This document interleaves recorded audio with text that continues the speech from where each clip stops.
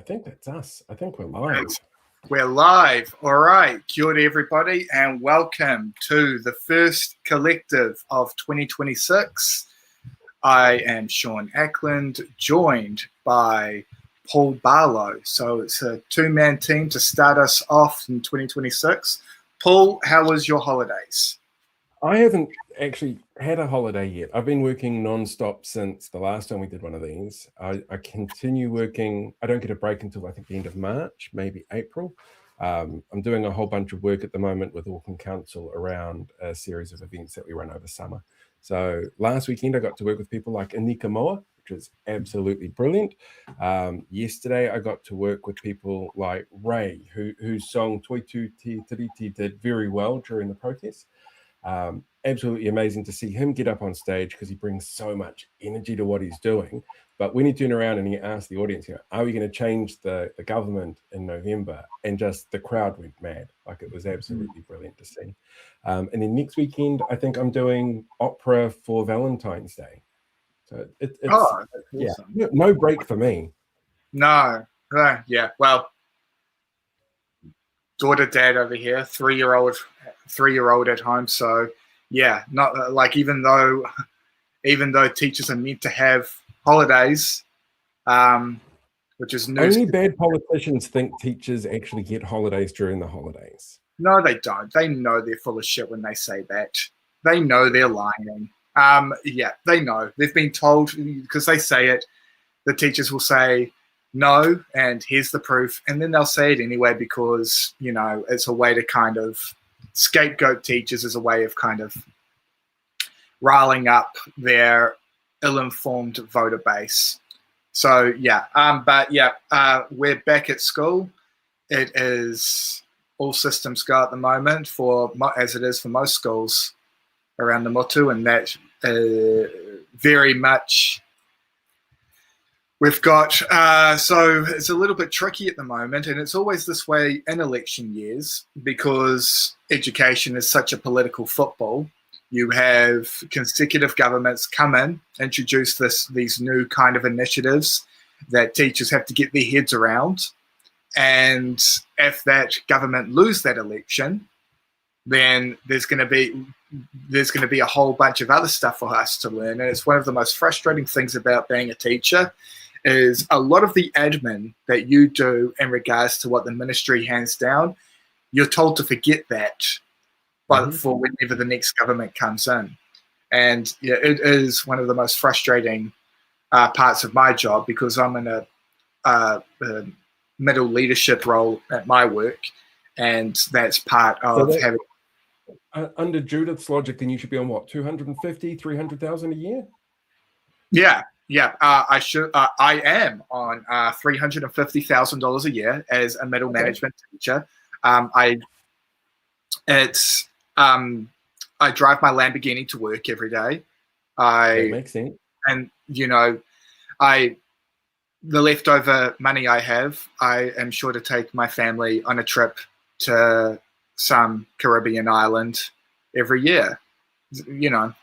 Being somebody who makes $350,000 a year. And obviously I'm joking, but it was enormously frustrating that when she said that, it fell on people like us to correct her. How many times in the New Zealand Herald or in RNZ, like, they did push back and they kind of go, hey, no, they don't, which, by the way, they're fucking minimum, guys.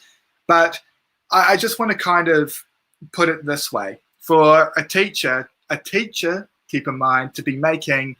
I think the number she said was 150. What was the actual number? I think it was like 150,000. 140? Might have been $140,000. All right. Without telling you my salary, I am middle management, which is right below senior leadership, and I don't make nearly that much. We have these things called management units. I, in a middle leadership position, have two management units. And in order to be making that amount of money, you would have to have 10 management units as a teacher. We have a name for people in education with 10 management units. They're called principals. Yeah. Yeah. Out of curiosity, The other big sort of education shake-up announcement in the last couple of weeks has been something called a school report, where every term teachers write reports to parents going, hey, this is how your kids are doing in school. I think that's a great idea personally. Is this something new, or is this something that's been tried before? Well, it's not. It's reports are nothing new. I've always had reports sent home. I've never worked at a school that doesn't send reports home. What is new is the universality in comments. So right now it is kind of per student, and I'm of two minds about it. One part of me is saying it's going to be easier workload-wise, and it's probably going to be cleaner. However, if I'm somebody with maybe a child that is maybe a high needs learner, if I'm a parent with a high needs learner child, I'm probably not going to appreciate a copy and paste job that's going to be kind of across all students. Strikes me, education is not a place where you want to apply one size fits all policy. That is, I think that it sounds to me like, as a parent, I would be getting cut and paste information back from the school. It doesn't feel personalized. But I also haven't, to be fair, had a huge chance to look into exactly what it is that they're promising, other than a whole bunch of tick boxes. It is tick, and that's what I mean. It's going to be a lot less work for us, which, you know, I appreciate.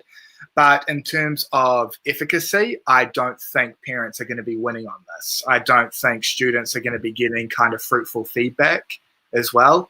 And I don't, it's not, I think it's bad policy. It's not the worst policy. If I were them, I would, you know, right now, reports are actually quite easy to write. They're easier than they've ever been to write, and it's mainly because, you know, of you can just kind of, it used to be when I first started, I would kind of go, all right, well, I want to kind of communicate this information in a tactful way to parents. You can't just say, Billy's a pain in my ass, and if it does any fucking work, I hope you have a family business lined up for him to go into, because no workplace would ever have him. You can't say that. But if I said that into, you know, ChatGPT, said, hey, could you please make this tactful and write this for a parent in a kind of formal manner, it is helpful in that regard. So I don't know. I think it's, at best, it makes no difference in terms if you're a parent or a student. At worst, it is kind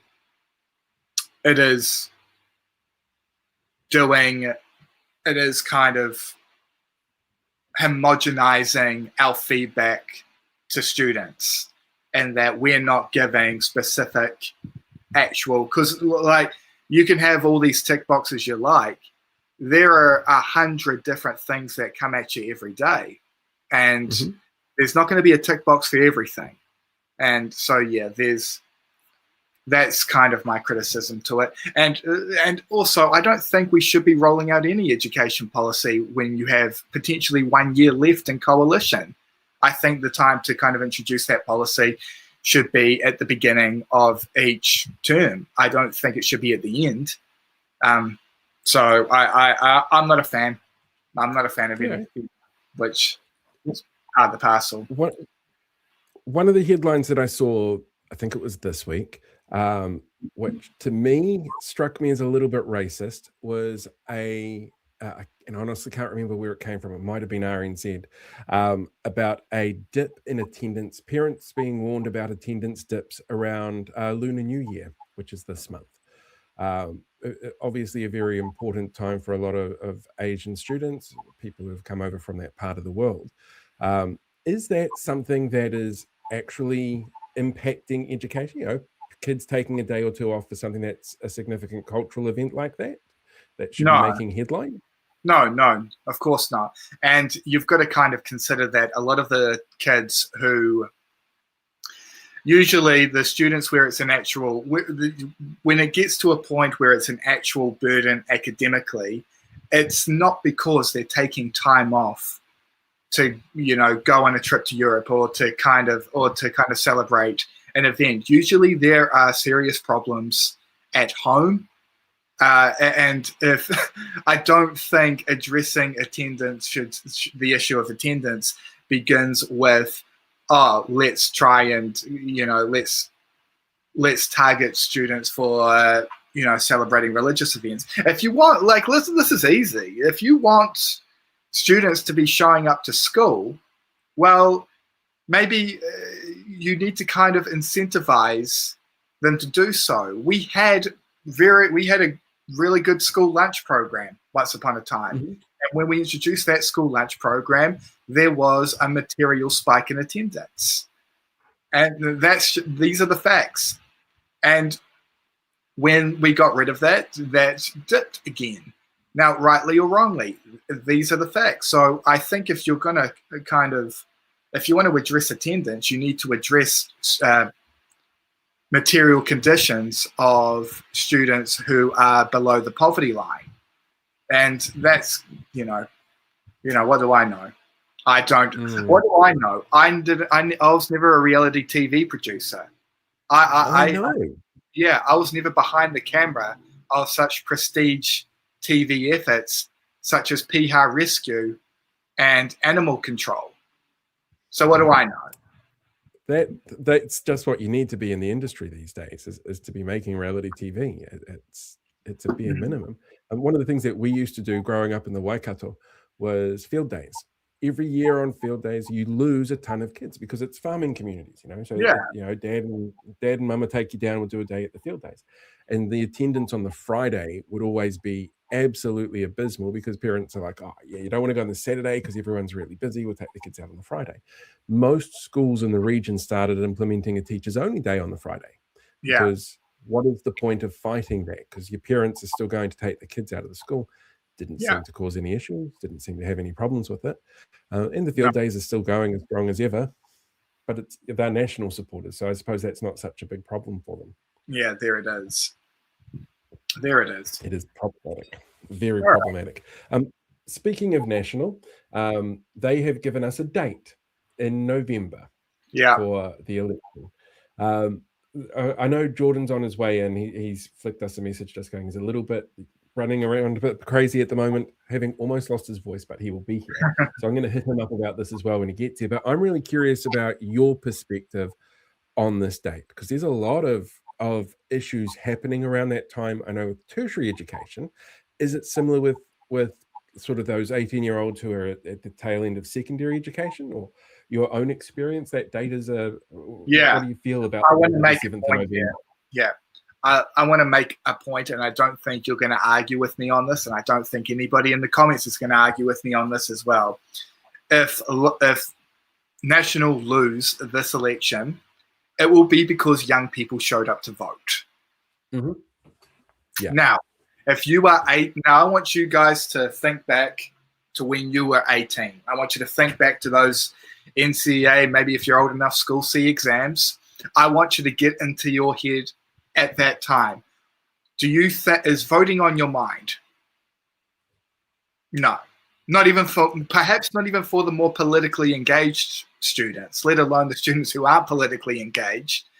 So when Christopher Luxon chooses a date that falls right smack dab in the middle of tertiary and NCEA exams, and it is at the beginning of NCEA exams, and so with tertiary, I think it's somewhere kind of in the middle. It's at the beginning of NCEA, the first exams.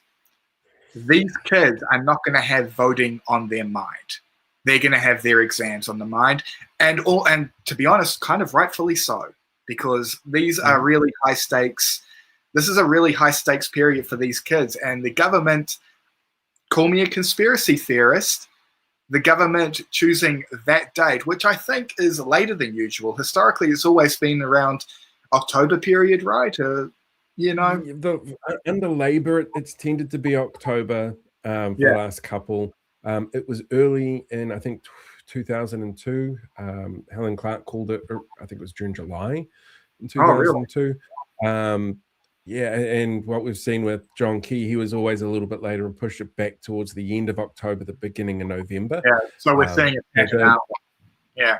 Yeah, I mean, the logic that we've been given for this date is essentially it gives them time to get everything sorted before Christmas, because it just takes so darn long to count those votes and then 40 days to negotiate contracts for the coalition between three parties who agree on everything. So we need to make sure that it is left as late as possible before Christmas, and that's sort of the date that they chose. But there's a whole bunch of other factors that come into play with it as well, around information that Treasury releases, as well as school holidays and rugby games, All Black games. It's a bad idea to set up an election on the day that the All Blacks are playing Australia. Yeah. So I think, like you might think I'm a conspiracy theorist. I don't think I am being conspiratorial. I think it is yet another in a long line of decisions to dissuade young people from voting. And it's listen, I might be willing to give them a little bit of grace if they hadn't have already kind of implemented other measures. You've got to consider these guys have kind of, it's now you've got to be enrolled by October 24th. And This is a true story, guys. I remember I just rocked up to vote one year, and they enrolled me enrolled me in that moment, and it was the best. It was awesome, and I've been enrolled ever since. And this was at a time where I wasn't really politically engaged, and that same guy who's kind of like, maybe I'll give it a crack. I probably should. That guy's going to be turned away now, and so when I first moved up to Auckland. Because it was a rush up. It was literally I got a job offer and can you be here next week kind of thing. So it was literally packing everything up in a week, rush up here, get everything done, find a place, me and my son up here. It was the week of the by-election to replace Jonathan Coleman in the North Coast electorate. And so I literally bowled on up, oh shit, there's an election, going in to register, and can register at the time to go and vote at the same time. And it was a lifesaver, otherwise I couldn't have had my say at all during that election as somebody who's going to be living in the electorate. The thing that annoyed me the most about that election is, as I was walking in, this old couple was walking out, and the complaint I got was, I can't believe that my choices were two Maoris. It's just like, okay, I'm definitely voting to make sure that those people don't get to have the say. I know. So I can't remember who it was. I wish I could give this person the credit, because I was like, yeah, I understand the temptation. I don't know if I'm bored yet. There was some guy on Facebook. He spoke about, hey, is it time that we maybe just consider saying that if you're over 60, you're not allowed to vote? And in my mind, I'm like, oh, that would make sense. I can certainly see the benefit of it. Yeah. I think it would be better to limit how old you can be to run for office, because people in their 60s, 70s, 80s, they still need to access things like healthcare, which is paid for by the government. Of course. So they should have a say on that. Yeah.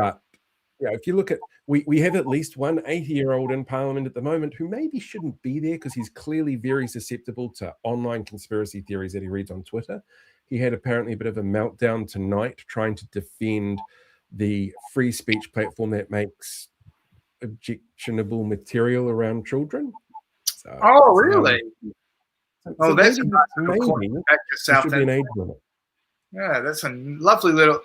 That's always where it goes with these free speech warriors. It's funny how with the left, whenever we talk about free speech, it's usually to defend someone like Jimmy Kimmel, to kind of go, hey, you can criticize our world leaders, and you shouldn't be. Whenever it's the right, it always lands into that arena.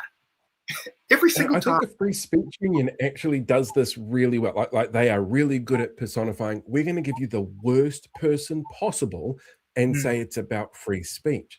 And the guy that they've got here at the moment is Pinker? Plinker? Oh, Plonker? Pinker. No, wait a minute. Yeah. Wait a minute. Paul, come on. No. Surely Are you talking about the Steve Pinker The from? one who wrote Epstein on why it was okay what he was doing? Surely not. Surely they wouldn't. No. I refuse to believe that the same guys who were pill clutching for weeks on end about the Benjamin Doyle Instagram handle, they surely would not get somebody who was mentioned in the Epstein files more than Jesus was mentioned in the Bible. I'm sure they're not going to get that guy to talk. I know, that would just be crazy. I mean, to be fair, our free speech union was set up by our current race relations commissioner so that they could bring in white supremacists to give talks. And that's, yeah. So my little conspiracy theory on the free speech union and all these free speech purists is that they don't give a shit about your freedom of speech. What they want to do is they want to shift the dial in terms of what is acceptable. That's what this is an exercise in. Because if they care, and this is kind of, I don't know what the free speech union response was to Kimmel, but if they were principled in that, they would be targeting. They would have, like when David Seymour, I don't know if it was David Seymour, or certainly somebody within the ACT Party who said that the Māori MPs should face criminal prosecution for the haka in Parliament. I'm like, oh, surely the Free Speech Union are going to step in here. No, crickets. Crickets. When those youth MPs last year arrived in Parliament and were told what they couldn't talk about, surely the Free Speech Union are going to step in. Nothing. Crickets. But when it's a Posey Parker, when it is somebody hateful, suddenly they are principled on this topic. And it has something to do with their freedom of speech. It has to do with right now the things that we like to, the things that a lot of us in the Epstein class like to do. A lot of the things that we in the Epstein class like to do are things that aren't socially acceptable. But if we can kind of make certain speech acceptable, we can move people on that. Yes. That's my kind of take on that.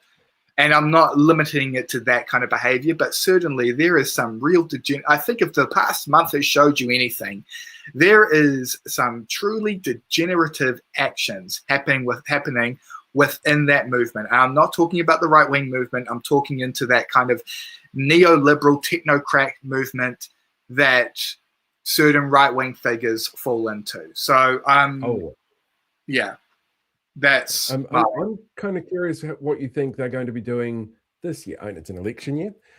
They have a vested interest that I hate using the conspiracy fuel term, the Atlas network, but it is Atlas connected groups have a really strong influence at the moment with this particular government. We have an election year. We have groups that are set up specifically to back each other up. So Hobson's Pledge comes out, says something racist. The Free Speech Union comes out and goes, yeah, well, of course they can say something like that because free speech. I'm kind of curious what your view is of what's going to happen this year with these groups going into the election. Yeah, so actually this is something me and my wife spoke about yesterday because obviously I think us, like a lot of people who are watching the news of these groups, now, I'm not saying Atlas are connected to what's happening over with Epstein, but there is certainly overlap with people within these networks and people who were part of what was going on that island. And there's good news and bad news that I think is going to come from this. Here is the bad news. I don't think we're going to see any convictions. I don't think anybody's going to go to jail for this. And that's the bad news. Here's the good news. The outrage from both the left and the right and the rank and file voter, that's not going away. And to be fair to a lot of and this is something that it seems that the right and left can agree on. It's not, we are kind of dogs with bones on this topic. And I think it's not really about the networks that we need to be I think it's the networks that actually need to be worried about this, because every politician in the Western world is going to want to have their hands clean of any connection to those files. They're going to want 100 degrees of separation from anybody in those files. So as far as these networks go, I imagine these the right-wing parties are going to be, if they're smart, are going to be very vigilant of these ties, because they're going to know that any ties that they have are going to be scrutinized. They are going to be communicated to the media. Maybe not necessarily the mainstream people, but certainly people at our end are going to be loud about it. You know, the moment that we get a whiff of anybody in the Epstein class having any ties to our elections, we are going to be loud about it. And if you're smart as a politician, you are going to want to keep your arm's length away. So I actually would be curious to see whether or not these networks are welcomed this election in the way that they have been in the past. That's kind of where I'm at. I think the good news to come from this, what I think is going to happen is, over time, all these politicians, all these kind of tech figures, all these business figures, they are going to want to kind of wash their hands of anybody who was in those files, and these guys are just going to be kind of expelled from polite society. And I think that's going to be their penance. And so that's where I'm at. That's where I think this is going to go in regards to those networks. We have at the moment a government that is led by a political party that gave Peter Thiel citizenship. A golden visa, right? A number of times. Yeah. But to be fair, there is currently only two MPs who are in that cabinet, who are in that national party that gave Peter Thiel that citizenship. Is this something that the Nats should be sitting there crapping themselves about? Yes, absolutely. Absolutely. And, you know, this was something, and this is something that kind of they should have seen coming. They really should have seen this coming. It's not really, I think the shock of what we're seeing in these files in regards to who's in them, that's not the shocking part. We kind of knew. In fact, Peter Thiel, he outright told Joe Rogan on his podcast that he had exchanges with Epstein. He was pretty out in the open about it. And I remember thinking, when we kind of gave Peter Thiel that golden visa, I'm like, this is going to really bite them in the ass. And yeah, I think they should be very worried about it. They should be, because it makes for a very effective attack. The golden visa is something that the current National Party's also brought back in, because it was removed under the last Labor government. Does it have the tarnish because of this?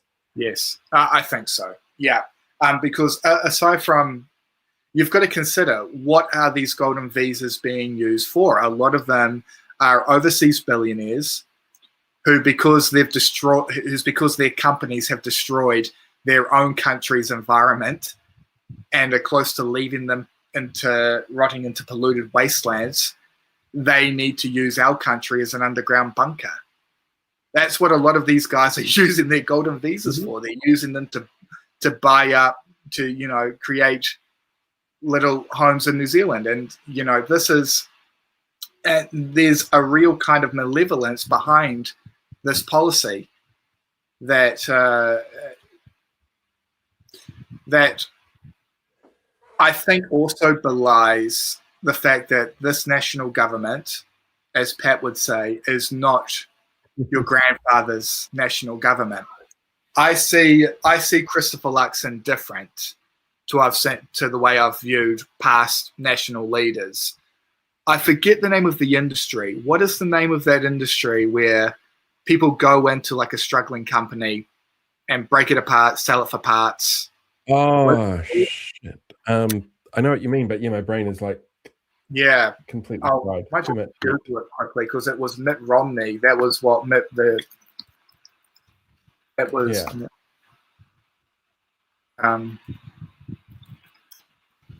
It's like a butcher. Private equity. Was it private equity? What, asset stripping? These are comments that are coming through. So Brother Monk's gone private equity. Sam's it's kind of liquidation. Yeah, so basically it's what Mitt Romney did, and it's kind of what did him in during 2012 is he kind of made his money by going into companies, stripping them for parts, and kind of that's how he made his fortune. That's kind of what Luxon is doing with this country. I think Luxon, he spent decades in America. He sees New Zealand as an asset. The other day, he posted on Facebook, New Zealand is the greatest country on planet Earth. And I ended up replying, hey, Christopher Luxon didn't finish his sentence here. New Zealand is the greatest country on planet Earth to strip for parts and sell to the highest bidder. And I think that has been his intention. And part of kind of letting all these billionaires into this country is, an exercise in that wider political project. Have you ever seen why New Zealand gets picked for this as a bolt hole? Because it's one of those 6 degrees of separation kind of things. It's sort of super weird. So there's a British politician called Jacob Rees-Mogg who is a stuffy conservative. I think he was Chancellor of the Exchequer or something like that, something high up within the Conservative Party when they were in power. Very boring, very annoying, very, very conservative man. His father wrote a book late last century about the ways to survive the apocalypse. And number one was buy farmland in New Zealand, because it'll be one of the few places that still has farmland if there's a nuclear apocalypse. So his father's influence was put out into groups and super rich, super wealthy people. Peter Thiel himself has said that book was what inspired him to come to New Zealand and build what he built here. And he's told all of these other people like Sam Altman, the CEO of ChatGPT, I think it is. So they've agreed that they'll come to New Zealand if this happens, if there's a nuclear war. And it's all because of that. In that book, they had one individual who was still in Parliament that they named as their biggest concern, the biggest thorn in their side that would stop it from happening. You'll never guess who it was. What year are we talking? Can you give me This was 1996 that the book was written, but this MP is still in Parliament. Oh, it's Winston, right? Winston, yeah. He was seen by these ultra-wealthy people as a potential thorn in the side that would stop them being able to do what they were doing. Now he's sold out to them. Well, that's his bread and butter, right? He's just a political chameleon. Here's what that tells me. We as New Zealanders, we are in a position to save the world from nuclear catastrophe. We really are. We really are, because guys, these billionaires, they have enormous power in their own countries. The reason that they're choosing New Zealand is because we're giving them a safety net. We take away that safety net, it forces them to maybe be a little bit more altruistic in their own countries, maybe start giving a shit about what they're doing to their country's environment, maybe start giving a shit about the politicians that they're getting behind. New Zealand is in a very powerful position here. If we say, fuck off, if we apply our immigration standards to billionaires that we do to other regions in the world, we have a chance to prevent nuclear apocalypse, guys. So there was an interview this week with Hassan Minhaj, and he's talking to somebody who is a wealth expert that was dealing with these billionaires who were like, oh, I'm going to go live in New Zealand kind of thing. And he asked her whether or not she thought they were insane. She goes, I can't comment on that. And the look on her face is, holy shit, these people are nuts. He goes, is there something that they get wrong? And she goes, yeah, they'd be dead before they got here. If it even with an hour's warning of what's going on, would still not make it from where they usually are to an airport to get on a plane that's fueled enough, that's got enough fuel to get you to New Zealand to do what you need to do. You would be dead. It wasn't even worth the money that they spent. But they're rich, so they don't think that way. One of my favorite movies of the past 10 years was a film. It was in the middle of Rian Johnson's Knives Out trilogy, Glass Onion. Mm-hmm. I don't know if anybody in the chat has seen it. For a lot of people of the three films, that's their least favorite. That's my favorite because I feel like it's the first ever kind of movie. We've always seen this trope of the evil genius billionaire. Mm-hmm. And spoiler alert for those who may not have seen Glass Onion, we find out at the end that yes, it was in fact the billionaire who did it. The reason that, but in kind of a upending of that trope, the detective found it out very easily because the billionaire was fucking stupid. Mm-hmm. And and if there's any kind of myth that I hope dies in the era of Elon Musk, is that these guys, they're not the Edison figures that they present themselves as. They certainly aren't. And that's kind of, that idea was very much explored in Glass Onion. And at the end, it's Benoit Blanc, Daniel Craig. He kind of is like, well, you're an idiot. And of course you did it because of X, Y, and Z. Mm-hmm. And the reason I'm able to figure out is because it's such a stupid fucking plan. How many times have we had that conversation when we've seen something that Elon Musk has, some initiative that Elon Musk has rolled out? Someone just wrote hubris as a weapon. Really, that sums it up very well. These guys, there's an old expression, I love it. Born on third base, they think they've hit a home run. All of them are in the positions they are in because of legacy privilege. There's a known personality in Christchurch who I have heard about completely against my will, who is very much in that category, who has inherited a family business, family wealth, and seems to think that everything he does is a success because he's just absolutely brilliant at what he does. Is that something that you think happens a lot in this country? Yeah. I don't want to talk about I don't want to say the guy's name. I'll love to talk about him because he will love it. Paul, he's my favorite person. He's my favorite person. He hates me. And I'm sure he thinks I hate him. I don't. I love him. He's my favorite person on social media. For those in the comment section, let's just say his name rhymes with Thorncastle. And his first name. So it's not this one. Oh, are you not? Am I thinking of a different guy? No, Voldemort. Yeah. But anyway, yeah, he's my favorite person because I don't know if anybody is familiar with this dude. He's big on Facebook. And yeah, Paul, you found out about him against your will. I found out about him against my will when I kind of joined Facebook because he posts like 50 times a day. You know, some thoughts are best left inside.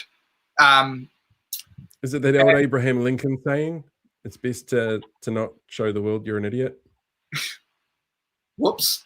Yeah, this guy, he's my favorite because everything that I like to warn people about I feel like he is the final boss of the ACT political project. I'm like, if the ACT party were to take human form, it would be this guy. And I love him being there. And people will say, oh, why do you give him the engagement? And I am of the belief that sunlight is the best disinfectant. Mm-hmm. And I've been giving him a lot of sunlight lately, much to my enjoyment, although less to my enjoyment lately because, to be honest, it's getting to a point where it's not even fun. It's getting to a point where I'm like, come on, man, too easy. You're just right down the plate for me. So, yeah. Let's not talk about that Rube any more than what he would like. Someone said he is fueled by outrage. I agree. So don't give him your outrage. Give him your mockery. That he doesn't want. One of the things I think is really funny about people who are trying to do the outrage farming thing now on the right is they're in power. So every time they sit there and they do an outrage and, oh, things are terrible, why can't things be like this? They come across as, well, we want more. They come across as, it's not good enough for me because I'm greedy or I'm horrible or both. So no matter how much they sit there and get angry at things, they've had 2 years already in power in this country. They've had a year in power in the States. They're currently shaping the world in terrible ways and they're still angry and upset. So rage baiting from the right, it makes me laugh for that reason. Oh, it's really not landing the way it was a few years ago, because it used to be all woke and it used to be liberal tears kind of thing. That shit isn't landing the way it used to. And that udder has kind of been dry for a while now. So I think they're going to need to find a new angle to go down. And I don't know what they're going to have left. The reason that they love to pursue these culture war topics is because they don't want us talking about how shit they are on economic policies. They don't want us looking closer and scrutinizing the economic element of their political project. So they'll talk about Billie Eilish at the Grammys. They'll talk about something that some person with 20 followers said on TikTok, and they'll try and create this kind of false equivalence of the right and the left. And we see that lots with someone like Piers Morgan. We see that heaps where, if you see a right-wing figure, a major right-wing figure, maybe say something horrible, then it becomes, oh, yeah, sure. But here's a good example. When you had the ICE shooting, where you had Trump calling the victim a domestic terrorist, when you had Charlie Kirk, the Charlie Kirk assassination, every single high-profile Democrat, liberal figure, even progressive commentator, all the way to the most far left. Hassan Piker cried on his stream watching that footage, shed tears for this man. And, Piers Morgan, I'm sure he found a couple of people on TikTok celebrating Charlie Kirk's death, and he treats what the president says as if there's a moral equivalence here. And it is an infuriating thing that the right wing do. I think it's in its dying days, hopefully. Yeah. Do we have an equivalent of that here? Yes, Ryan Bridge. Okay. Right, straight. Oh, and Duncan Garner, Ryan Bridge and Duncan Garner. Those guys. Those guys on their respective white grievance podcasters, just trying to kind of, and actually with, I would say more Duncan Garner, because Ryan Bridge seems to be kind of morphing into more of just a right-wing commentator, more akin to Sean Plunkett. Duncan Garner seems to be doing this facade of left and right are the same, blah, blah, blah, when clearly we're not. And so, yeah. That's my age, yeah. Duncan, I've noticed, and again, I've been a bit out of the loop over the last couple of months, but I've noticed he's doing a bit of the rage bait with his content. He's picking up people who have grown a following, for example, on TikTok or Twitter, who are quite clearly trying to grift others by the looks of it from the outside, who have gone off and made noise and made imaginary threats and stuff like that, and given them a platform as though that's okay. Going into the election year, is this a trick that you think we're going to see more of as a distraction or as a way of trying to endorse the views of the current coalition? it's not something that's really on my radar at the moment. I have seen Duncan Garner platform people that I don't think he doesn't. I've seen him platforming people, let's just say, less reputable, who have that social media following. Again, people who I don't want to give them the satisfaction of saying their name. Here's what I noticed about Duncan. Duncan, when he was on TV3, when he was hosting the breakfast show, was a pretty kind of milquetoast commentator. You know, couldn't pick him out of a lineup. He went independent a couple of years back, maybe a few years back, did his podcast. And if you kind of look at his views on TikTok, on YouTube, if you go back to the beginning, and at the beginning, he wasn't doing terrible commentary. I would see him and I'd be like, oh, where's this Duncan been? And when he wasn't doing terrible commentary, he was also getting shitty fucking viewership. He was also getting terrible numbers. And then he started leaning into the white grievance. He started scapegoating of Te Pāti Māori. Then he started scapegoating Māori in general. He started this false equivalence between the left and the right. And all of his framing were, whenever his criticisms of the right would kind of arise, he would say, well, come on, that's no better than the left. And that's how he seems to frame all his criticism for the right. And I think I'm not going to say he's a victim of audience capture, because I think it was a calculated move on his part, because his podcast was initially doing really shitty numbers. And so someone did say, I initially said Ryan Bridge. I think I stand corrected. Someone in the comment section had a much better analysis of Ryan Bridge, that he is New Zealand's Timu Jesse Walters. I missed it. I need to go back and find that one. Well done. Well done. That's such an excellent. There's this one here about being Sean Plunkett. It's a light version of Alex Jones. Oh, man. Yeah. A lot of these guys, and it's pretty pathetic, because you can tell what they're doing. And I think that's accurate. Sean Plunkett is a lightweight version of Alex Jones. I think that's accurate. I don't like Alex Jones, so I am a little bit hesitant to pay him this compliment.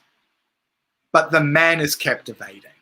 You can watch Alex Jones for. I can watch him for hours. Just have these meltdowns, and of course, what he is saying is repugnant. But he's like a car crash. You can't look away. You can look away from Sean Plunkett. It's very easy to look away from Sean Plunkett. And I think these guys, they see figures like Trump, they see figures like Alex Jones, and they think, oh, I'm going to replicate them, and I'm going to be able to kind of be this version of them. And it's like, no, because as horrid as these figures are, people like them. They have. Go ahead, Paul. Speaking of people liking them, I'm going to bring somebody else in who people like. Kia ora, Jordan. The elusive. I know. Can you hear us okay, Jordan? I am here. He is here. I can hear you okay, yeah. Excellent. How are you holding up? Brilliant. I'm okay. It's been a long beginning of the year. I don't know if you can hear my voice, but yeah, tired. But good to be here. I'm so sorry to be late, but I didn't want to miss this one for the beginning of the year because I'm excited and pumped. I don't mean to interrupt Sean though. Please carry on. We were just ranting about Sean Plunkett.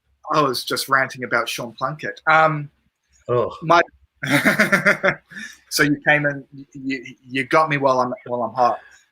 Sean Plunkett and figures like Duncan Garner, Ryan Bridge, I think they see kind of media figures and political figures on the right with a lot more charisma than they have, and they think, I can replicate that. But what you have to understand is you have to replicate that it factor, that they simply don't have. I don't know how somebody in the comment section just said that Alex Jones was the crackpot radio host in Austin that found his niche in podcasting and became a grifter that denied all his previous beliefs. Well, he has that in common with a lot of people. So I guess we're back onto the Duncan Garner comparisons. Actually, I have a question for you, Jordan, about the right-wing media. You've just got back from Waitangi. There is obviously a ton of media up there, a ton of everything going on. Did you get to? Was there much right-wing media presence up there? I know there's a left-wing presence. I know Pat's been up there. I know Gerard Otto's been up there. But is there the same sort of presence from right commentators like Sean or Duncan or anybody else for that? No. Not on the ground. I don't really think that they do hit the ground as much, excuse me, as left-wing commentators or media in general. I think in general the right-wing media tends to just report from what they've seen and pick up other headlines and stay in their studios. There doesn't seem to be that on-the-ground presence for them, no. I think it kind of also speaks to a pampering in the right-wing media space that maybe the left wing don't have. And I often think, geez, I have the wrong politics, because I see so many of these right-wing figures making so much bank, making so much money, just fucking playing into white grievance. And I think there is an element of laziness. I think there is, because I think especially in someone like Duncan Garner's case, I don't think he believes half the shit he says. I don't think he believes it because he used to say the opposite of what he says now a few years back when he was getting 3 viewers. I think that right-wing media attracts people who are inherently lazy, who aren't willing to do the mahi that left-wing commentators do. So I think there's an element of that as well. I'd be curious to hear your thoughts, guys, because it does seem something that is, you don't often see right-wing figures on the ground in the way that you do see left-wing commentators. I think you need to be very careful in how you define what a right-wing commentator can be too sometimes, because I'm sure people like Tova were there, because they're news, but their way that they produce the news and present the news can be seen as right-wing, but they're not necessarily right-wing commentators, but they're still in that kind of sphere for some people. So I think seeing somebody like Duncan Garner there would probably give people a heart attack, because what's he doing here? But seeing somebody like Tova, for example, which shouldn't be that much of a shock, or Jenna Lynch, for example, and she's got very clear links to the ACT Party. So the fact that people sit there not seeing that link sometimes concerns me, but it's what people do. In terms of the way that media covered Waitangi this year, did you guys get a chance to have a look at it all or see much of it? Not much of it. I've only just gotten back, so I haven't really seen what the headlines are saying or what's really being picked up so much. But what have you seen? I actually did something. Oh yeah, yeah. I thought you would. I thought this would be it. Yeah. For those who may be listening to this, Paul has brought up a collage of headlines with a heavy focus on Te Pāti Māori drama and perhaps drama in general. Yep. What could basically kind of a framing of the hysterical left. So we see Prime Minister rejects opposition, claim that government is anti-Māori. Luxon heckled during speech. Opposition infighting. Which is prepared to challenge government ahead of Prime Minister's visit, to name a few.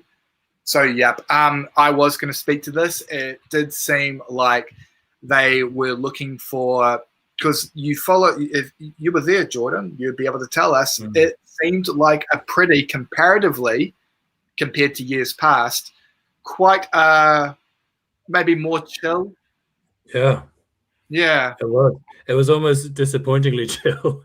Not that I'm, looking for the drama or whatnot, but I think we're off the back of a treaty principles bill, so things weren't so heated.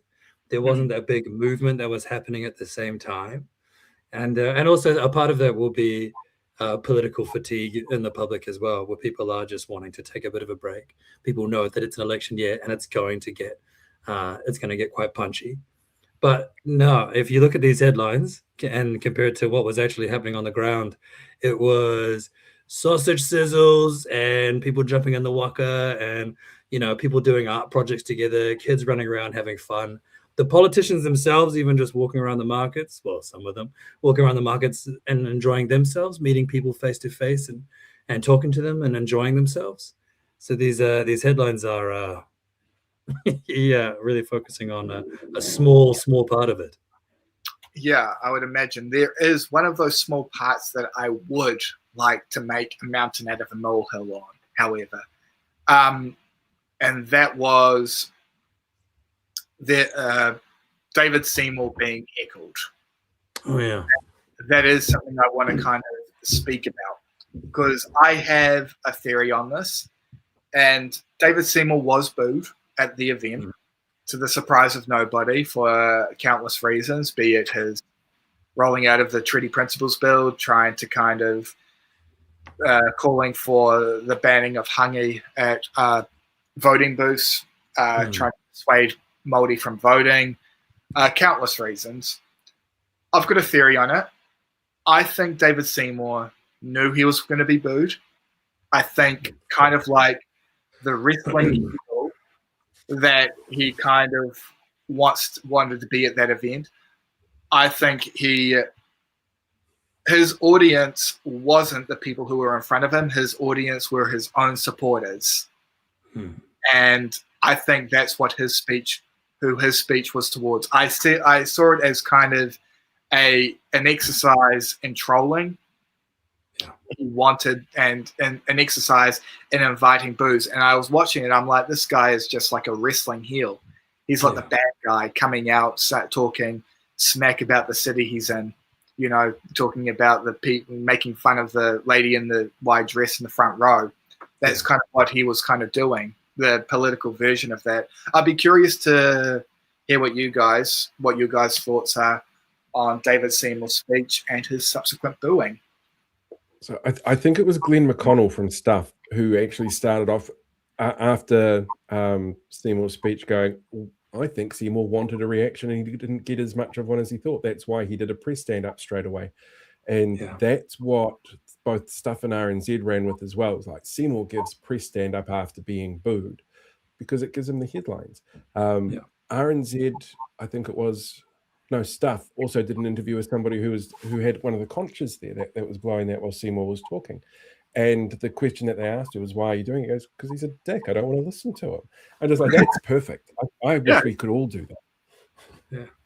Let's normalize that. I remember a time when that was just normal. Like Rivers do you remember those? Yeah. I remember when people would just say, shut up. Remember, shut up? Yeah. I just don't want to hear from you.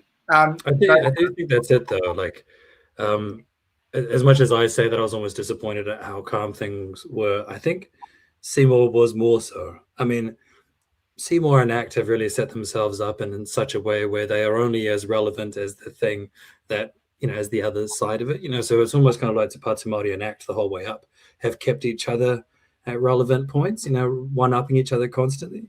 And so I think Seymour loves these events. And as much as I understand that the tikanga of the space is that everybody should be allowed to be there and talk, before it even began, I was like, I just feel like David isn't here for this, or isn't here for the people that are here, or isn't here for the people listening to Waitangi. I think David is definitely just talking to his socials. And part of that is evident because when he didn't get that reaction, what went up on his social media wasn't a clip of the speech, which is what it would normally have been. It was a clip from him in the house talking with clips of random other things and some Waitangi stuff as well. So he clearly does want that reaction, and it helps him build his narrative of the crazy left and the infighting and the anti-Maori stuff.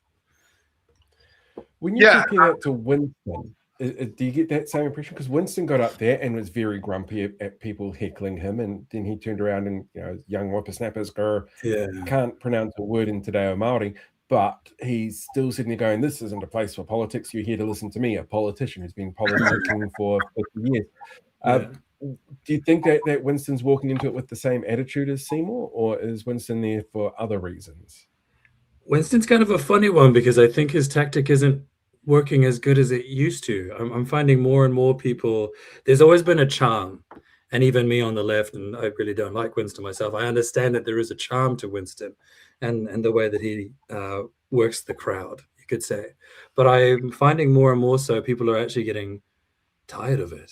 And even his own kind of people, the usual suspects that would love that, are kind of like, okay, this is just a lot of nothing. I think, here we go. Someone in the comment section has it perfectly. It is a lot of just old man yelling at the clouds. He's recycling a lot of old lines. I think what's his whole thing of don't worry, help is on the way. I don't know how many election cycles he can pull that line out. Let's make New Zealand first again. Is that, yeah, there we go. I think people are getting tired of it. I think he enjoys the controversy, but I don't think he thinks that he needs it. He's always been very comfortable with his 10%, What would you attribute that to? Because I agree. I certainly agree. It does seem like I very much agree with your assessment. I've never liked Winston at a policy level. I've never liked him. But as somebody who has followed politics since he was a kid, I can't say that as a politician, you can't help but respect. Yeah. I don't know if respect is the right word. You can't help but almost admire his longevity. He seems to be, and he's like, this is going to sound like an insult. It's almost a compliment in politics. He's almost like a cockroach. You stand at him, and you can't fucking get rid of the guy. There have been so many times over the past decades where you think the guy is gone, and then he returns like herpes. And can we have a cream for Winston, please? and I have always attributed that to the fact that he's just, as a politician, he's good at his job.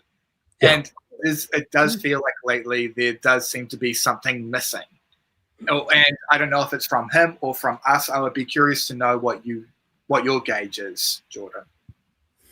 I actually don't know. I think it could be a little bit of both. I think Winston is getting on. He's 80-something now, isn't he? How old is he? 82? 81. 81. I think it is starting to show. But I also think, in the nicest way possible, I think his audience is a group that is only getting smaller as the years go on. You know what I mean? I mean, like, my grandfather was a really big Winnie supporter. Grandfather loved him. My grandmother was too. Yeah. But they've passed, and I just don't have the same need to beat down on immigrants every 3 years, and I don't think many people have a stomach for it anymore. Certainly not. And I will say this.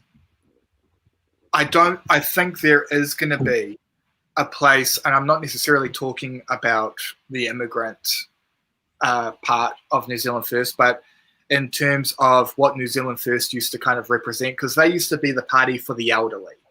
That's how Winnie P used to present himself. It has glided on the gold card for 30 years. Oh, yeah.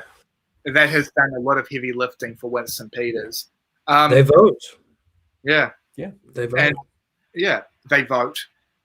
There is going to be a place for New Zealand First if they want to kind of be the party for the elderly, because I think, and it's more going to be for the Gen X and millennial generation as we get older, because superannuation is going to be a massive. The cost of superannuation in 2030. In 2030, January 1st, 2030, the last of the baby boomers will turn 65 years old. That will be when every baby boomer is receiving a superannuation payment. That is going to come at a massive cost, and it's going to create a lot of anxiety for people in Generation X and the millennials who are going, hey, this cost is really ballooning. And is it going to be something that's extended to our generations? I think a political party that eases that anxiety, I think there is going to be a place for them. I don't think Winston, with all due respect, or all due respect as you can offer to someone like Winston, I don't think he's going to be around when we're having that conversation. So I do think there is a place for that element of New Zealand First policy. Whether or not there's somebody within New Zealand First who can kind of see the writing on that wall, time will tell. But yeah, I agree. It does feel like, it does kind of make me sad. This is a guy who, love him or hate him, and I hate him. This is a guy who you can't deny has had his political career has been a movie script. He's kind of like the anti-Forrest Gump, where he's Forrest Gump if Forrest Gump did everything horrible. But there's been some elements of kind of like the fact that he was banished from his party, created a third party, which at the time was historic. New Zealand First, New Zealand First in the mid-90s was the idea of kind of a third competitive political party was unheard of. New Zealand First, Winston created that with New Zealand First. Yeah. And you love him or hate him, that is something that you can't help but admire. It did create the path it contributed to the path for MMP, which I think has been a net positive in our elections. And to see where Winston is now compared to where he was then, it does make me sad. I remember, and sorry to get all wrestling bro on you guys, but a few years ago, I think it was 2021, 2022, Ric Flair wrestled. Now, for those who don't know the Nature Boy Ric Flair, he was like in the 80s and maybe early 90s, this guy was the man.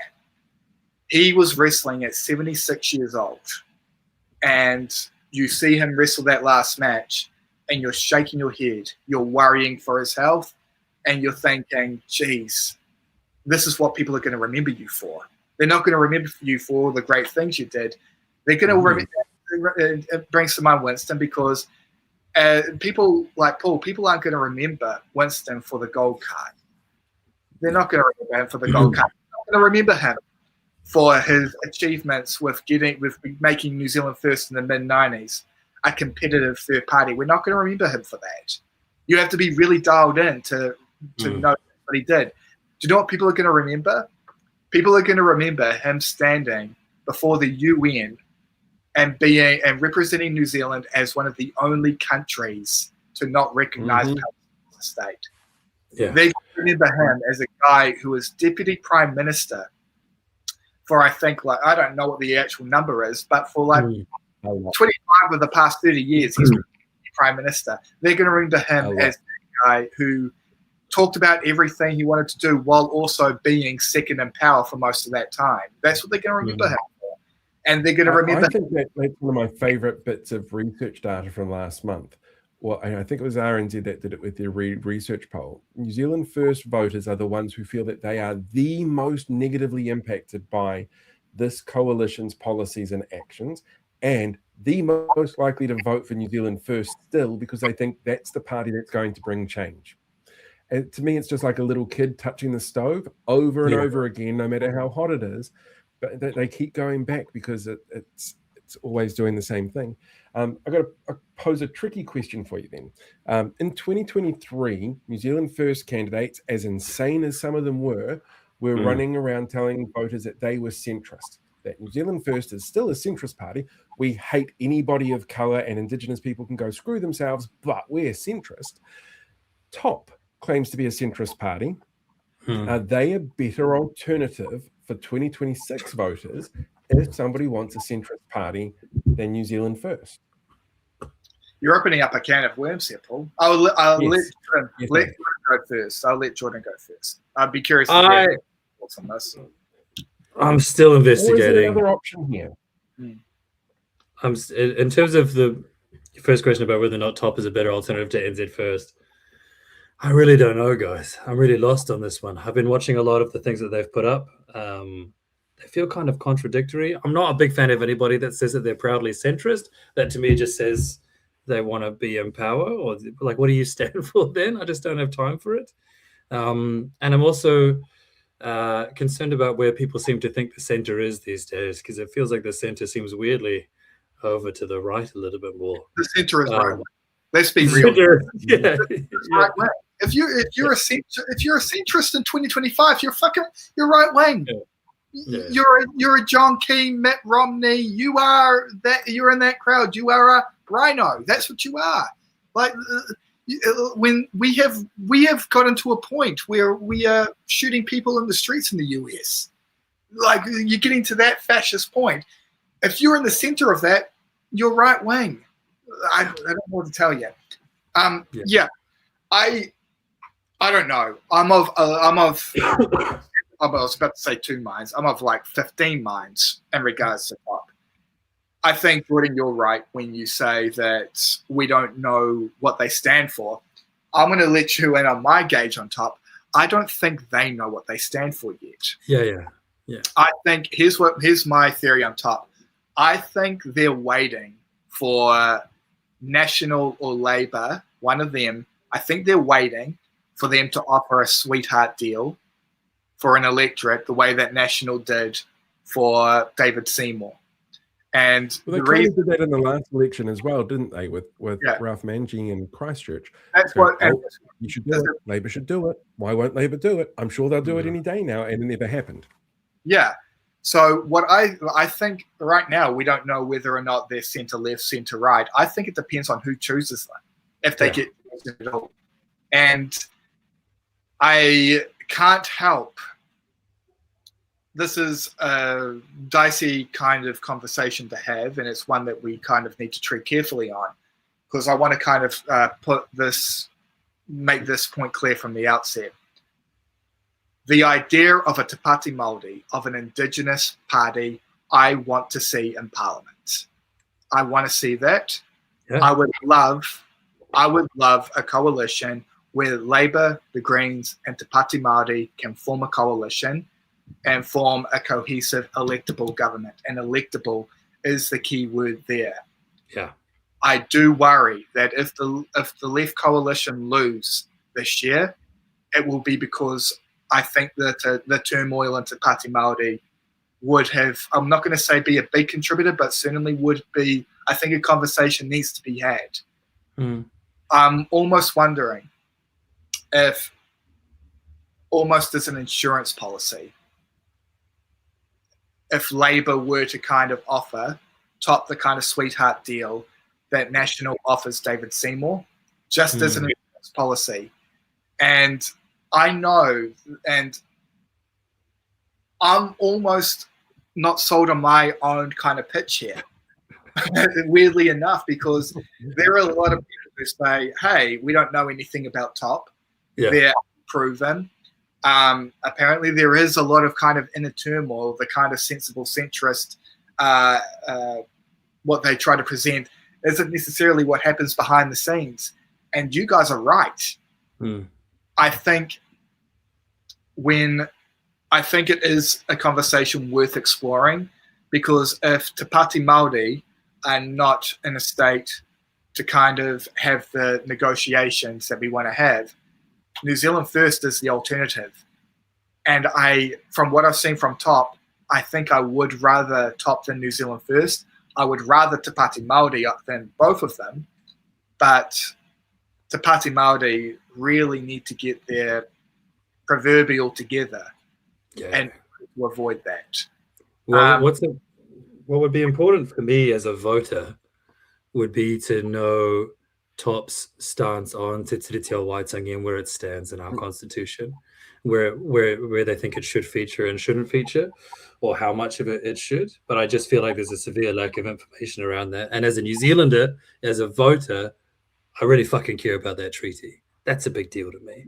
So that would be something that I would love to know more about from them. If there's ever a moment in our history to give a shit about it, it's now, isn't it? Exactly. When it's most under threat, when it's being kind of, when schools are being mandated, well, when schools are being told that we no longer have to honor it.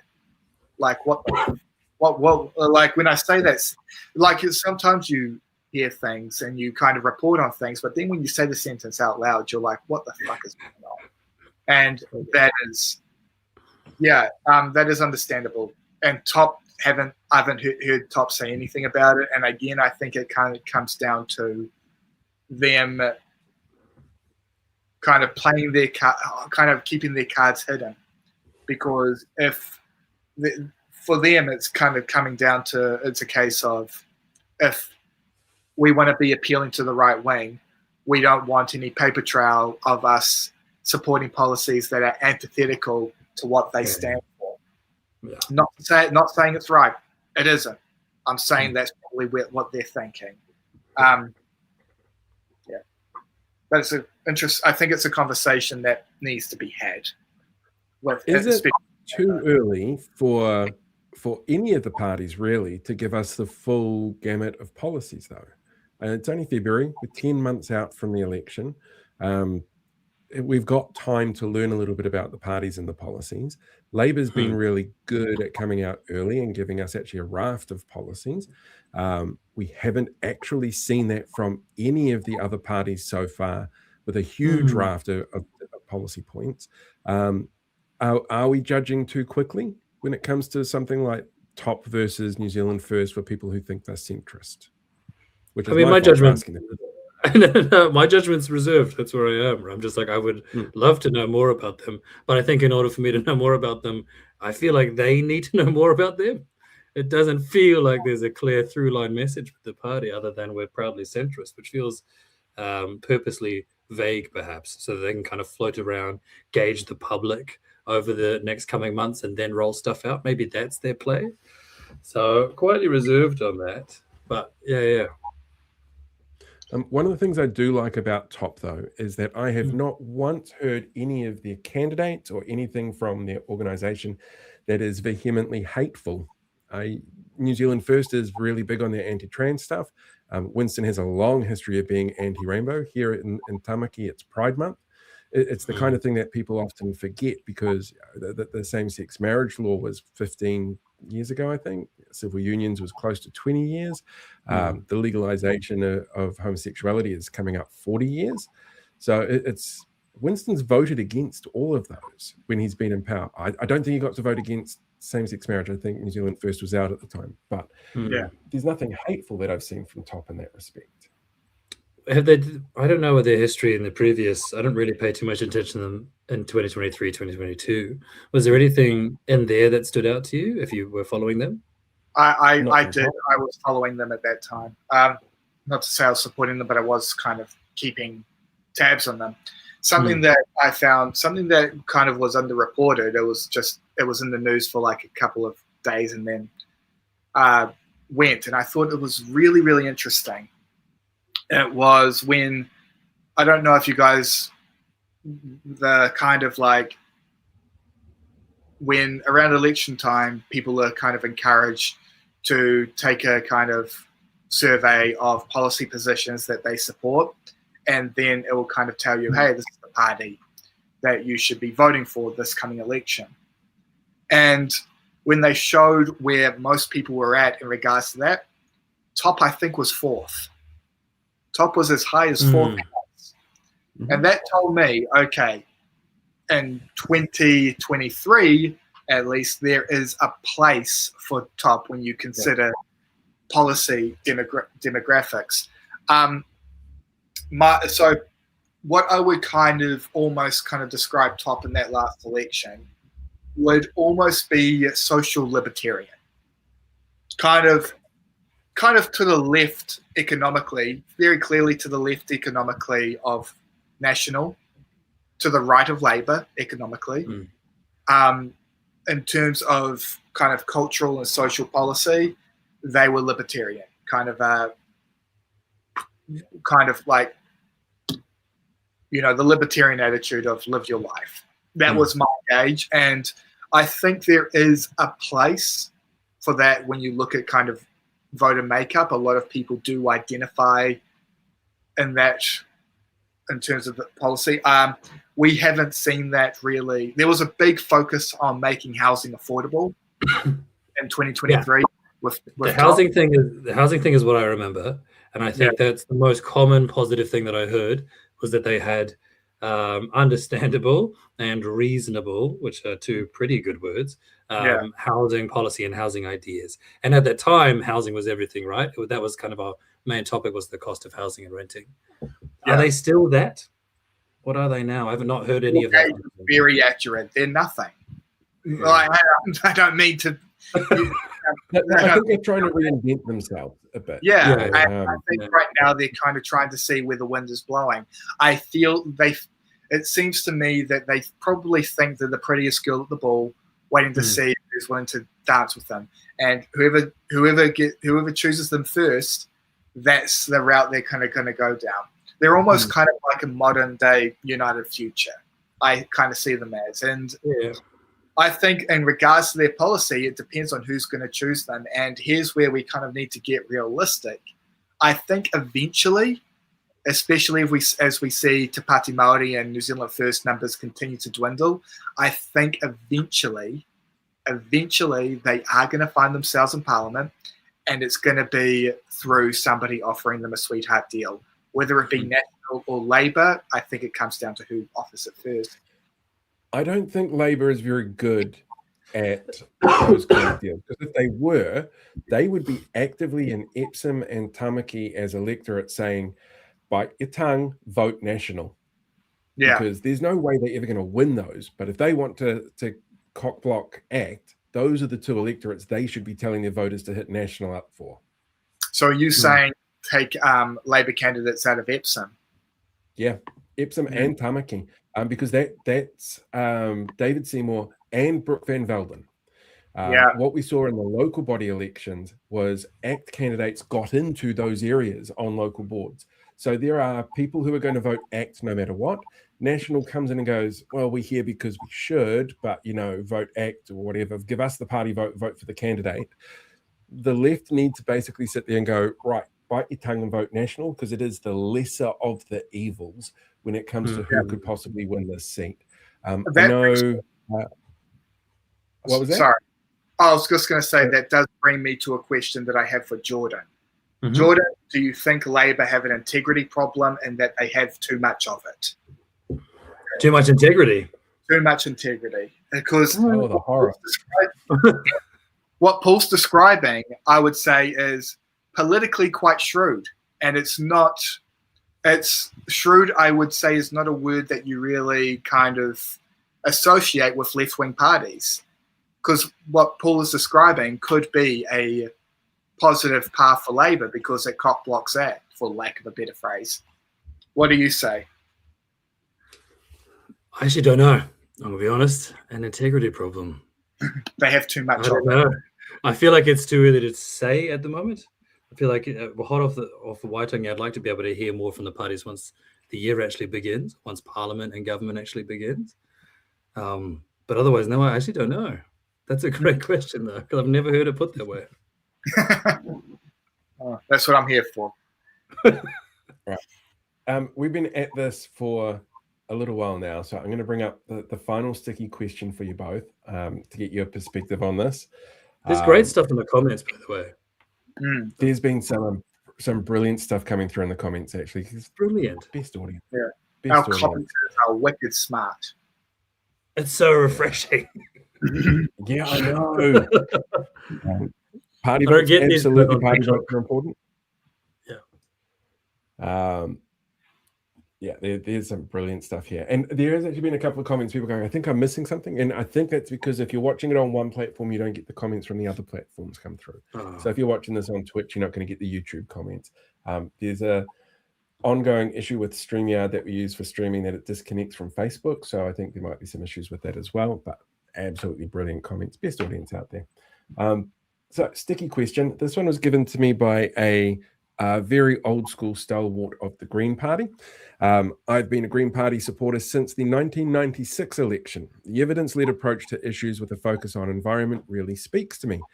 But I'm concerned the Green Party this election seems to be swinging away from calm and rational debate to rage bait style politics of the coalition.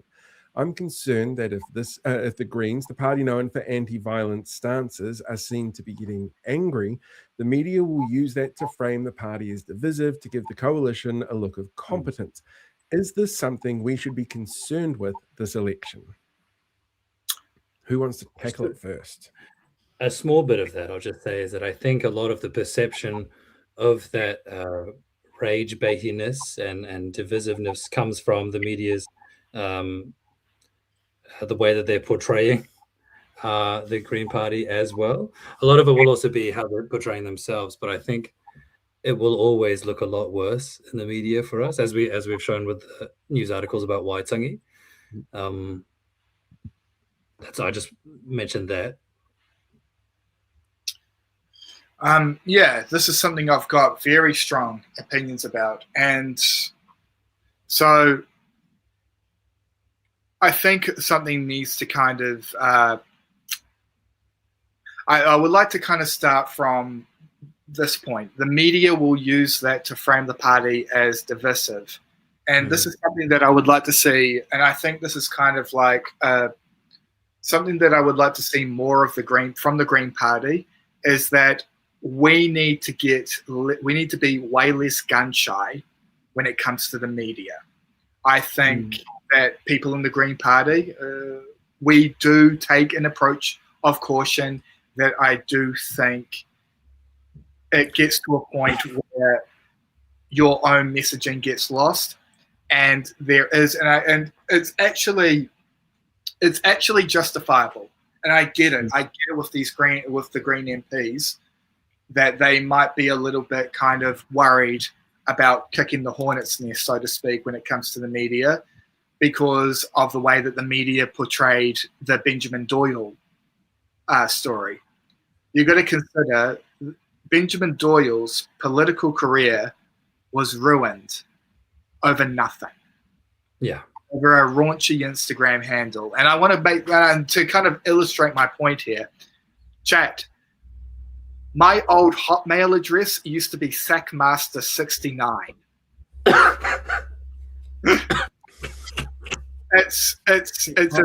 I know a former mayor of Hamilton whose personal email address was My Little Pony Lover. You know, and everybody has old addresses that they regret. Yeah. Do you think if I made that my Instagram handle, do you think if my Instagram handle was Sackmaster69 and I ran for political office, that I would be getting called a groomer, that I would be getting accused of the worst things that a person could be accused of? Do you think I'd be getting accused of that? No. They'd say, Sean, change your fucking Instagram handle. That would be the extent of the controversy, that Sean Ackland had a dumbass Instagram handle. That would be it. But Benjamin Doyle was a queer member of Parliament. He was the first, I think, and correct me if I'm wrong, he was the first openly non-binary MP. Sorry, I keep saying he. They were the first openly binary member of non-binary MP. And of course, they were scapegoated over nothing. And if it wasn't Bussy Galore, it was going to be something else. Yeah. And so when other members of the Green Party are maybe a little bit gun shy of the media, who can fucking blame them? And so this person asked, but at the same time, this framing of we shouldn't do X because it might invite media scrutiny. Well, it depends. It depends. is this a conversation? Like, keep in mind, we're politicians. What we want our message to be getting across to the masses. If that invites media scrutiny, let it invite media scrutiny. If they put a camera in front of your face and they ask you to extend or elaborate on something that you want to see actioned, use that.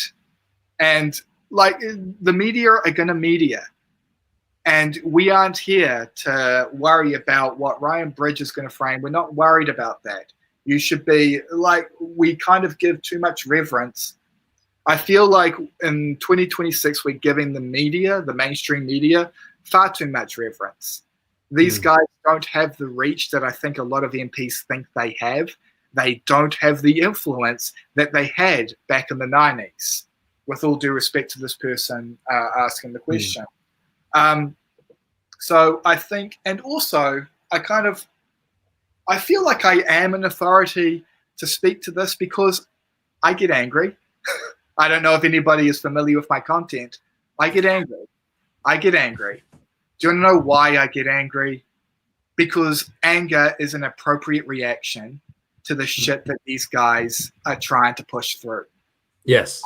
How many times do you hear people, when like 30, 40 years ago, say, like, dawn raids would be an example. Yeah. Like, you kind of go to somebody and say, why didn't you guys put up more of a fight? Like, this was happening for years prior to you guys actioning something. It took two community groups to form for it to even be addressed. Why did it take so fucking long? And I can tell you the answer: because people weren't getting angry enough. I think, and this is me personally speaking, I think anger is. Thank you. Yes, this person in the chat. If you're not mad, you're not paying attention. Yeah. I think anger is underrated. I do. And I think anger, when it's channeled in the right direction, can be a very, very powerful tool. The point is, you need to channel it in the right direction. And I think if the direction is this government and their right-wing extremist policies, I think that is a good place to channel it and to target it. So I get that the Green Party has always been the party of non-violence. I remember reading that and thinking, oh, yeah, sure, non-violence. I won't punch anyone. But it turns out that it's more than just that. You have to kind of be rational and calm. And it's like, Jesus, guys, our fucking planet's on fire. Yeah. You want me to be rational and calm? Like, can I just, and it brings to mind this moment. And I hate that she apologized for this. Julianne Genter, at the beginning of last year, standing up, walking across the room, slamming her binders in front of the national MP who was heckling her. And she was going this, and she was kind of yelling in the guy's face saying, this is a climate emergency. Why the fuck are you being so glib? That wasn't her exact words, but that was certainly her sentiment. She had to apologize for that.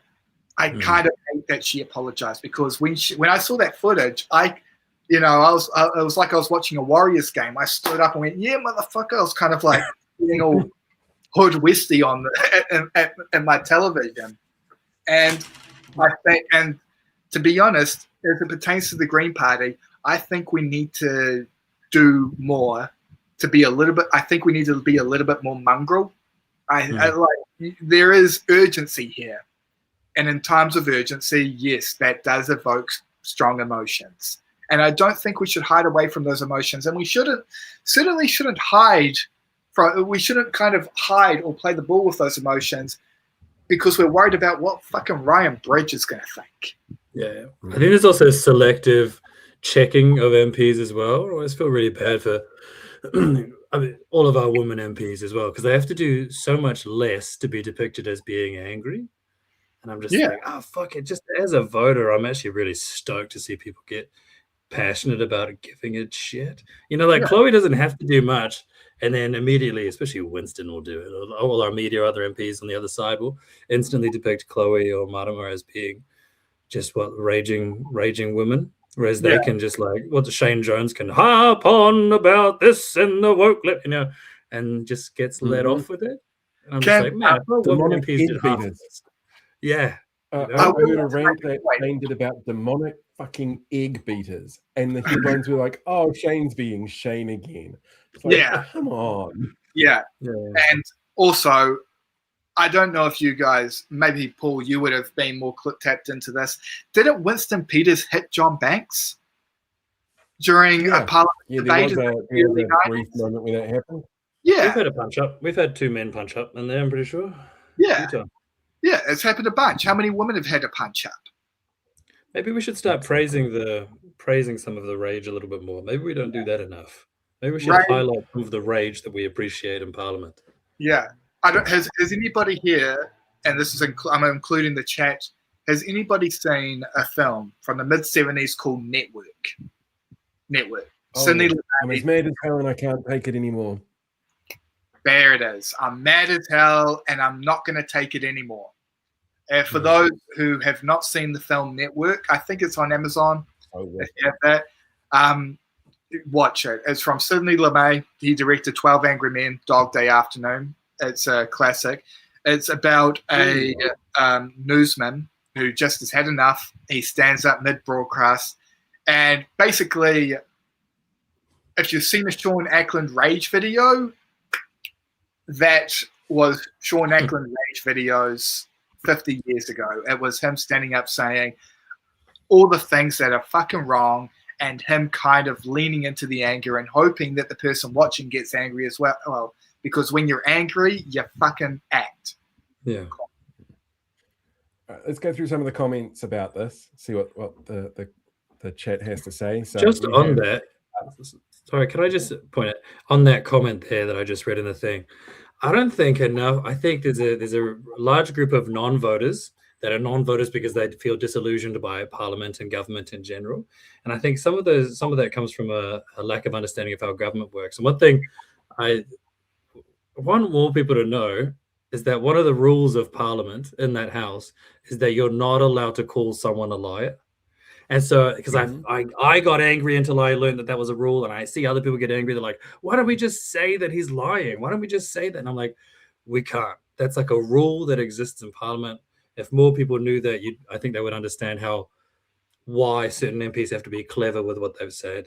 Even though I think Willie said it a few times, and I'm just taking the being kicked out. He got kicked out for calling David. That's my favorite TikTok video of all time. Has anybody seen that one?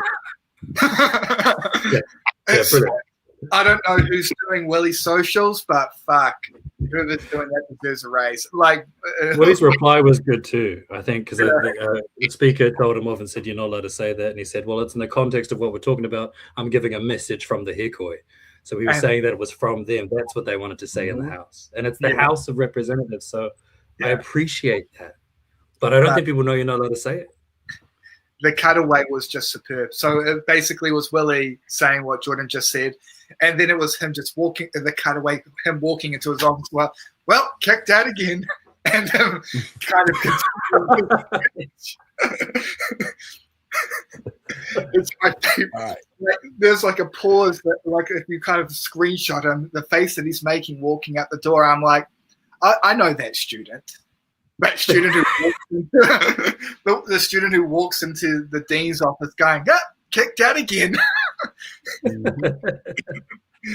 Right, so Mikey has left us a comment here going, just look at how the coalition of chaos government on Gaza, with the Greens getting passionate about that. The coalition sits there just staring and licking their eyeballs like lizards in the sun. They laugh even. Yeah. It's horrible. No, they're not, lol. I think the Greens are coming through stronger than ever. Rage bait for sure from Tiffany Twisted. I think what this person isn't considering is that the media has always considered Greens divisive, even when they're placid. Yeah, that's actually a fantastic point. Can I just add on to that? Yeah, and this is something that I want all the Greens to hear. Greens, you do not serve the media interests. Of course, they're going to fucking target you. Lean into it. Like, they're going to target you anyway. So, yes, thank you. Intriguing. Intriguing. Intriguing. Sorry. English, Intriguing. guys. Nigel Waters, they go low, we go high equals lost elections, as Kamala found out. Yeah. Yeah. When they go low, we go lower. That's Middle Earth Marxist with the Greens will never be presented correctly in the media. The only thing the Greens should be concerned with is authenticity, and pretending people aren't angry will be far worse strategy. Yes, focus on change and good policy, but people need to be energized, and you do that by channeling anger. We have Big Ol' V. Media will always do that anyway, whether an edit will portray that or not. At the end of the day, they sell clicks. Gel492, Jesus, if Trump can get away with outright, blatantly racist bullshit, why on earth would the Greens be worried about anything? Magenta with the Greens are held to a much higher standard than Labour, National Act, and New Zealand First. That is so true. That is extremely true. Yeah. Yeah. Intriguing again with Just Double Down. There are no consequences now. Man, I wish that was true. Consequences when I do something. Yeah. Scruffador with they will get scrutiny no matter what they do. Yeah. Magenta again with they shame us for our anger and try to invalidate our reasonable rage. It's a really common thing throughout history as well. The far right really good at specifically trying to make rage look like too much of a response. Yeah. Mikey again with, but anger can distract away from good policies. And I actually found doing some research on the mining policy that the Greens have, cancelling any kind of fast track approval that's been given out for seabed mining or conservation land, just how much science and research has gone into their policy of no, we need to cancel this, versus New Zealand First, in particular, Shane Jones with the, oh my God, how dare they, sort of focusing on that passion kind of things. It's really interesting to see how that works, because the policy that the Greens put forward makes so much more economic sense and long-term environmental sense than let's just dig everything up and sell it off a bit at a time. And Tinkerbell here going with, I think bringing in emotion will actually help open up the voting demographic to younger voters. Mm-hmm. Yeah. When I did that, there's like a million comments that came through. I think that's a really good point. And you've got to consider, guys, we talk about the missing million. Those million, they're voting Greens, they're voting Labour, they're voting Te Pāti Māori. And those million maybe don't feel mobilized because maybe they don't feel like they're educated enough on the subject. So we need to do what we can to kind of appeal to them. And if that means kind of appealing to emotions, I don't see much wrong with that, as long as, again, those emotions are channeled in a positive direction. Yeah. And in a constructive direction, I would also add. Yeah. A big part of it is a problem we have on the left in general is we are constantly being reactive. And I don't think that's just because we're in opposition now. I think messaging on the right is really good, largely because it's supported from overseas and so much is influenced from what's happening in America. And even a lot of New Zealanders here are still far more engaged in American politics than New Zealand politics. So when they start to look at New Zealand politics, they carry a lot of that over and a lot of that sentiment. And I find that I feel like that missing million feeling disenfranchised right now. In the next few months, it's going to be really important for us to try and make them feel like they can make a change. Because I know that a lot of them just feel like the government's corrupt no matter what, and the world's corrupt no matter what, because they're looking at overseas and they don't see enough hope here.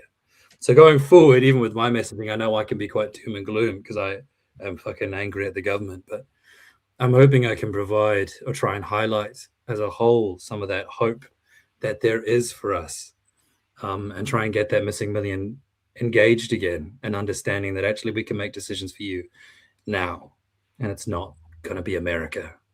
All right, final question for you, because this should wrap us up nicely into that 2-hour mark. Is there one thing you are particularly looking forward to on the political calendar for the rest of the year between now and the election day?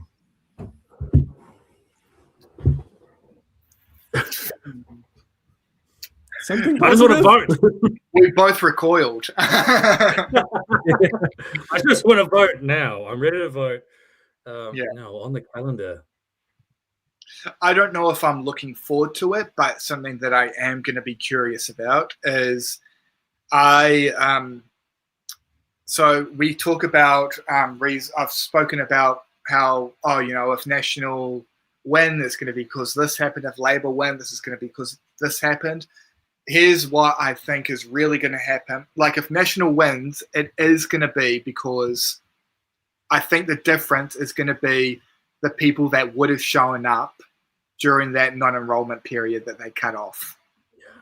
So I correct me if I'm wrong. I think the number was like 400,000 people in the last election voted within that period. I think it's more. Yeah. 400,000 New Zealanders voted within that period in the last election.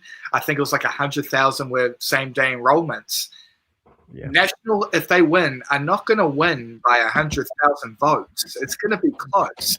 Yeah. No, but 100,000 votes for New Zealand First or ACT is a huge deal. Mm. Yeah. So, like, I think what I'm curious about is I think there's going to be a lot of, if National win, there's going to be a lot of controversy. It's going to come with a very heavy asterisk. And I'm just curious to see what happens there. I'm not looking forward to it. But I remember when they actioned that policy, I'm like, oh, this is going to be a problem.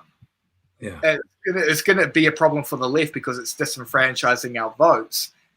Mm-hmm. But it could be a real problem if they actually win, like, because they're going to have that big controversy behind them. I'm just very curious to see how the media handle it. I'm going to see if it happens. Hopefully it doesn't. If it does happen, I'm curious to see how the media handle it. I'm curious to see how the opposition parties handle it. Because if I'm an opposition party and we lose by a small number, bet your ass I'm going to be fucking loud about the voter disenfranchisement. So, yeah. I wish things were louder about it now. I think it is, like, it's just such an insane thing to get rid of enrollment on voting day. Like, that's fucking insane. And then not even really be able to justify it, to just generally say that it makes things quicker, but then not being able to prove that. And then for us to have the proof that actually it doesn't make anything quicker. And then for them to still sit on that. I'm like, they did that last year so that this year they could not talk about it. And it's still not being talked about. That's a huge fucking deal. That is a government purposely trying to get rid of votes. That's fucked up. And, like, I don't know what's the percentage of New Zealanders that know about that? Like, we should really be fucking angry about that. It should be a big red flag for everyone on the left that this is something Judith Collins turned around and said, yeah, this isn't good. Yeah. Judith was correct in saying that it was against our Bill of Rights. Did she action anything? No. So she still voted for it. Yeah, no point for you. So, and it's not just the elimination of same-day enrollment, prison voting. They've scrapped that.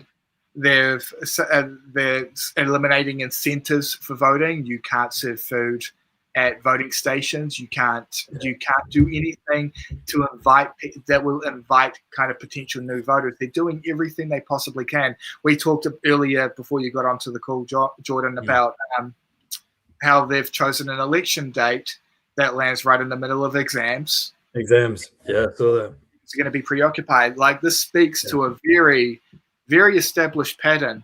And also, they're not even trying to fucking really, they're not even trying to kind of spin it.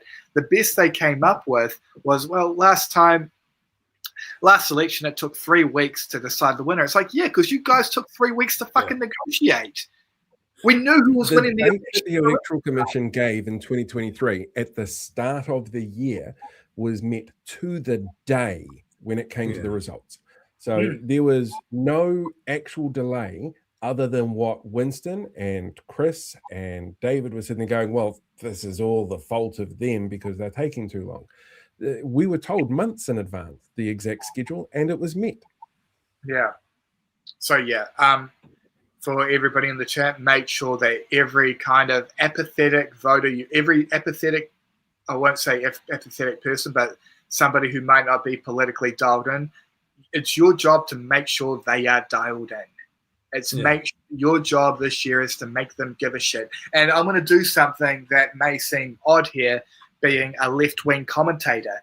If they tell you, I'm going to vote for National Act in New Zealand First, let them vote for National Act in New Zealand First, because as much as we don't want to see these parties elected, high voter turnout sends a message to politicians that they are working for us. When there is low voter turnout, you eliminate the incentive for them to do right by us. The higher the voter turnout, the more pressure these right-wing parties feel if they win elections, which they often don't if there's high voter turnout, but there have been exceptions.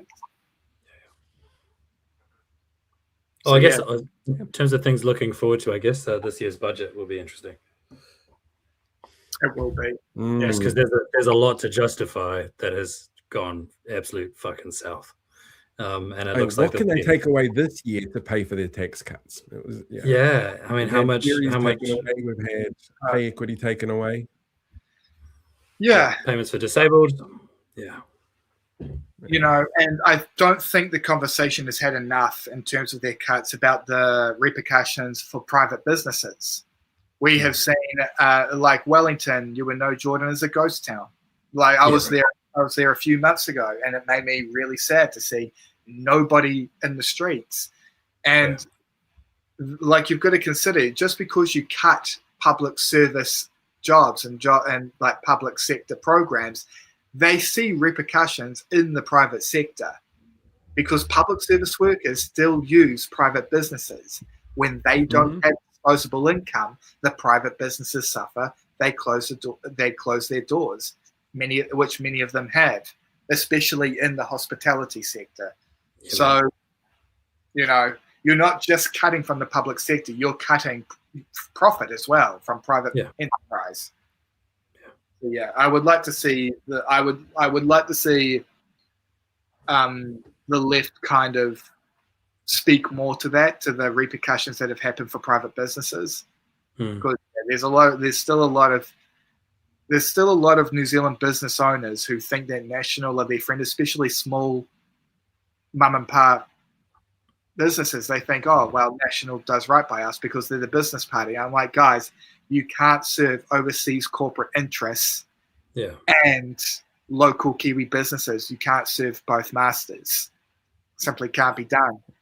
So what are we? We're amid the highest number of business liquidations in, is it 14 years since the last time National was in? 16 years? 16 years now. This was 16 years ago, by the way. Just saying. Yeah. That's it. That's it. It's the same thing over and over. What a coincidence. How does that keep happening? Yeah. Oh my God. Right. I think that's us for the night. It's been 2 hours. I've got food waiting. Should probably go and have something to eat.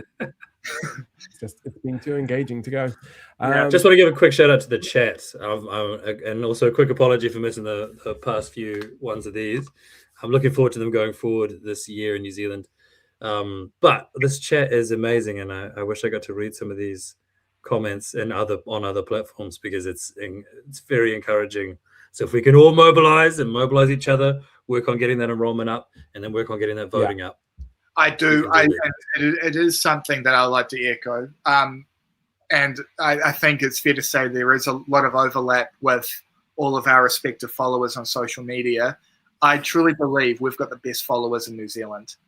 And therefore the world, because New Zealand is the best country in the world. So stands to reason that makes you the best followers in the world. But I truly mean it. I'm like, I will regularly read my comment section, and I'll be like, geez, man, these guys are smart, they're funny, they're engaged, they're positive. Like they give a shit. They give a shit, and it keeps me going, it gives me kind of energy. So thank you so much, guys. You guys are, don't change. Don't talk. I think it's the perfect thing to end on. I will catch you guys all later. All right. Peace out. Hit the button and see if everything works for me now. All right. I'll see you later, guys, because I also have a TV show waiting for me that I've been jonesing for. Take it easy. See you guys. You too.